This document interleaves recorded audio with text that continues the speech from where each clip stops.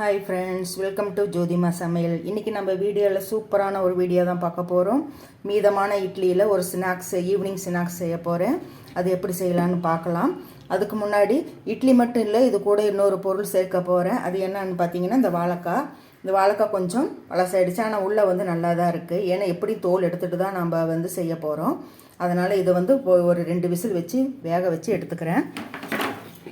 இப்போ இந்த இட்லியை வந்து நல்லா வந்து மேஷ் பண்ணிக்கலாம். பாருங்கள், உள்ளே நல்லா இருக்குது காய், மேலே தோல் மட்டும்தான் இதாக இருக்குது. இந்த தோல் வந்து நம்ம எடுத்துட்டும் வேக வைக்கலாம், இல்லை வேக வச்சுட்டு கூட நம்ம தோல் வந்து உரிச்சிக்கலாம். ரெண்டில் எப்படி பண்ணாலும் ஒன்று தான். நம்ம வந்து இதை குக்கரில் போட்டு 2 விசில் வச்சு வேக வச்சுக்கலாம். பாருங்கள், காய் நல்லா அருமையாக இருக்குது. இப்போது இது வந்து ஒரு 2 விசில் வேக வச்சுட்டு வந்துடலாம், ஏன்னா கருத்து போயிடும். அதனால் இப்போது இந்த இட்லியெல்லாம் நல்லா வந்து மசிக்கிறது அந்த மசிக்கிறது இருந்தாலும் நீங்கள் வந்து போட்டு நல்லா மசித்து வச்சுக்கோங்க. இல்லைன்னா இந்த கையிலேயே கூட இப்படி நல்லா ஊற்றி விட்டுங்க. அதுக்கு முன்னாடி ஜோதிமா சேனல் இப்போ தான் முதல் டைம் பார்க்குறீங்கன்னா மறக்காமல் சப்ஸ்கிரைப் பண்ணிக்கோங்க. பக்கத்தில் இருக்கிற பெல் பட்டனை அழுத்துங்க. நம்ம தொடர்ந்து நம்ம வீடியோ பாருங்கள். நல்லா யூஸ்ஃபுல்லான டிப்ஸ் வீடியோ எல்லாமே போட்டிருக்கோம். இப்போ பாருங்கள், நல்லா வேக வச்சு எடுத்துகிட்டு வந்துட்டேன். இப்போது இதை அதில் போட்டு அப்படியே மசிச்சுக்கலாம், 2 ஒன்றா கலந்துடலாம். இப்போது இதில் போட்டு நம்ம இந்த மாய்ச்சர்ன்னு இருக்கும் அதை வச்சு நசுக்கலாம். இல்லைன்னா இந்த மாதிரி நான் இதில் தான் வச்சு நசுக்க போகிறேன். பாருங்கள், நல்லா இதாகுது. இதுலேயே இந்த மாதிரி நம்மக்கிட்ட என்ன இருக்கோ அதை வச்சு தான் நம்ம யூஸ் பண்ண முடியும். வாழைக்காய் வந்து வேஸ்ட் ஆனிச்சு, இட்லியும் வேஸ்ட் ஆனிச்சு. இது என்ன பண்ணலான்னு பார்க்கும்போது இது 2 சேர்ந்து ஒரு டிஷ் பண்ணிடலாம் அப்படின்னு தான் இப்போ பண்ணிக்கிட்டு இருக்கேன். பாருங்கள், சூப்பராக மசியுது. பாருங்கள், கரெக்டாக பாருங்கள், வாழைக்காயெல்லாம் பாருங்கள் அப்படி இது மாதிரி ஆயிடுச்சு. பார்த்து கரண்டி உடைச்சிடாமல் இப்போ எல்லாம் பாருங்கள் எல்லாம் மசிச்சாச்சு. இப்போ இது வந்து நம்ம கையிலையும் ஒரு தடவை மசிச்சு விட்டுக்கலாம். இந்த மாதிரி நைஸாக ஆகிற மாதிரிக்கு நம்ம கையிலேயே நம்ம சப்பாத்தி மாவு மாதிரி பிசைஞ்சு வச்சுக்கலாம். பிசைஞ்சிட்டு இதுக்கு என்னென்ன போடணுன்ட்டு பார்க்கலாம். இப்போ இது தேவையானது என்னென்னு பார்த்துக்கலாம். கொஞ்சமாக மஞ்சத்தூள், கொஞ்சமாக மிளகாத்தூள். இது குழந்தைங்க கூட கொடுக்கலாம். மிளகாத்தூள் போட்டால், பச்சை மிளகா போட்டால் அது வந்து காரம் வந்து தட்டுப்படும் மிளகா. அதனால் மிளகாத்தூளே போட்டுக்குங்க. அப்புறம் கறி மசாலா கொஞ்சம், அப்புறம் மல்லித்தூள் கொஞ்சம், ஒரு 1/4 டீஸ்பூன் தான் எல்லாமே. அப்புறம் ஒரு பெரிய வெங்காயம் பொடுசாக கட் பண்ணியிருக்கேன், அதை போட்டுக்கலாம். அப்புறம் கொத்தமல்லி இலை இதையும் போட்டு, உப்பு வந்து ரவுண்டுன்னு போட்டுக்குங்க, கொஞ்சமாக போட்டுக்கிட்டால் போதும். ஏன்னா ஆல்ரெடி நமக்கு இட்லியில் உப்பு இருக்கும். அதனால் இந்த வெங்காயம் இதெல்லாம் போடுறதுனால அதுக்கு மட்டும் கொஞ்சமாக உப்பு. இப்போது இதெல்லாம் ஒட்டுக்கா போட்டு மசிச்சுக்கலாம்.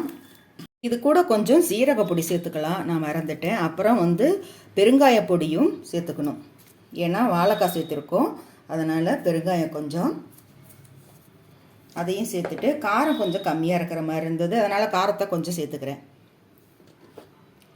ஏன்னா நம்ம மிளகா காரம் மட்டும்தான் போட்டிருக்கோம், மிளகா போடல. இது கூட இன்னும் கொஞ்சம் ரவை சேர்த்துக்கலாம், ஏன்னா அந்த ஒரு கோட்டிங் கொடுக்கும்.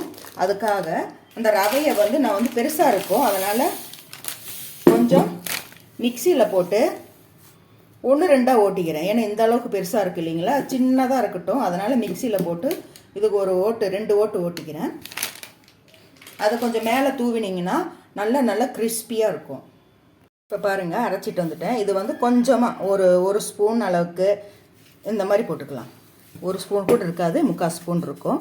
ஏன்னா இது வந்து பொரிக்கும் போது மேலே வந்து அப்படியே புள்ளியாக தெரியும், பார்க்குறதுக்கு நல்லா அழகாக இருக்கும். இது வந்து லேசாக தண்ணி தெளிச்சிக்கலாம். இப்போது இதை வந்து நம்ம கட்லெட் மாதிரி உருட்டிக்கலாம். மிச்சமான இட்லியிலும் ஒரு வாழைக்காய் மிச்சமானச்சு, 2மே சேர்ந்து நான் இப்போ ஒரு கட்லெட்டு தான் செய்ய போகிறேன். சூப்பராக இருக்கும். இப்போ இந்த மாதிரி எல்லாம் ப்ரெஸ் பண்ணி எடுத்து வச்சுக்கோங்க.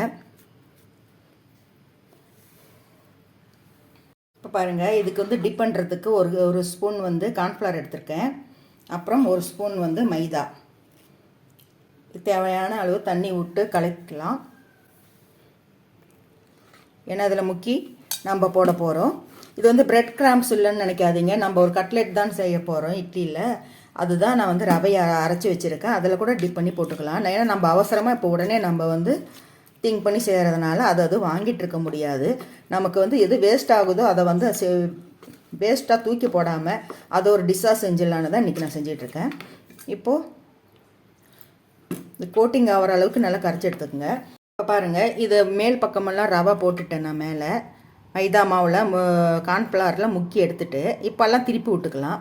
திருப்பி விட்டுட்டு இப்போ இந்த பக்கம் சைடில் நம்ம ரவை போட்டுக்கலாம். மேலே லேசாக தூவி விட்டால் போதும். நம்ம முக்கி எடுத்தால் நிறையா ஒட்டிக்கும், அப்புறம் அது வந்து தன்மை மாறிடும். அதனால் இப்போது நம்ம கையை கழுவிட்டு கூட வந்து செய்யலாம், இல்லைன்னா இப்படியே கூட ஒரே இதாக போட்டுக்கலாம். இந்த மாதிரி மேலே தூவி விட்டுக்கோங்க. இப்போ பாருங்கள், எண்ணெய் நல்லா காஞ்சிருச்சு. இப்போது நம்ம ஒவ்வொன்றா போட்டு எண்ணெயில் போட்டு பொரித்து எடுத்துக்கலாம். இது அரிசி மாவு உளுந்து மாவுலாம் இருக்கிறதுனால அந்த இட்லியில் நல்லா வந்து செவக்கும், சூப்பராக வரும். மிதமான தீயில் வச்சு பொரிச்சு எடுத்துக்கோங்க. இப்போ பாருங்கள், நல்லா வந்து செவந்து வந்துருச்சு. சூப்பராக முறுமுறுன்னு இருக்கும். மிதமான தீயில் பொரிச்சு எடுத்துக்குங்க. பாருங்கள், அப்படியே பழைய இட்லியில் ஒரு வாழைக்காய் சேர்த்துன்னு சூப்பரான கட்லெட் ரெடி. இப்போது எல்லாம் பொரிச்சிட்டு பார்க்கலாம். இப்போ பாருங்கள், இது மைதா மாவு கார்ன்ஃப்ளவர் கெட்டியாக போடாதீங்க. கெட்டியாக போட்டிங்கன்னா கொஞ்சம் ஒட்டினாப்படி இருக்குது, அது கொஞ்சம் வெள்ளை வெள்ளையாக தெரியுது. அதுவே பாருங்கள், தண்ணியாக போட்டால் மறுபடியும் வந்து நான் தண்ணி மாதிரி கலக்கி அதில் முக்கி எடுத்தேன். பாருங்கள், அது கலர் மாறிடுச்சு. இதுதான் வித்தியாசம். ஒரு டிஷ்ஷுக்கு என்னன்னா, ஒரு லிக்விடாக இருந்தால் அது ஒரு மாதிரி இருக்கும், கெட்டியாக இருந்தால் அது ஒரு மாதிரி இருக்கும். ஏன்னா கெட்டியாக போட்டதும் மாவு அங்கங்கே தேங்கி நின்றுச்சு. கொஞ்சம் கெட்டியாக கார்ன்ஃப்ளவர் பாருங்கள் கெட்டி கொடுக்கும் கலக்கி வச்சுருந்தாலும். இப்போ மறுபடியும் கொஞ்சம் தண்ணி ஊற்றி அதில் முக்கி எடுத்தேன், அந்த மாதிரி வந்துருச்சு. இப்போ பாருங்கள், இது அப்படி போட்டது தான். இதுவும் பாருங்கள் எப்படியெல்லாம் சிகப்பாக இது பாருங்கள் எவ்வளோ கரெக்டாக வந்திருக்குன்ட்டு.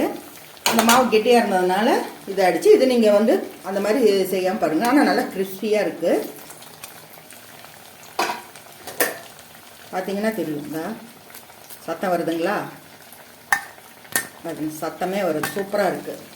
இப்போ பாருங்கள் எவ்வளோ கிறிஸ்பியாக இருக்குன்ட்டு சத்தம் கேட்குதுங்களா?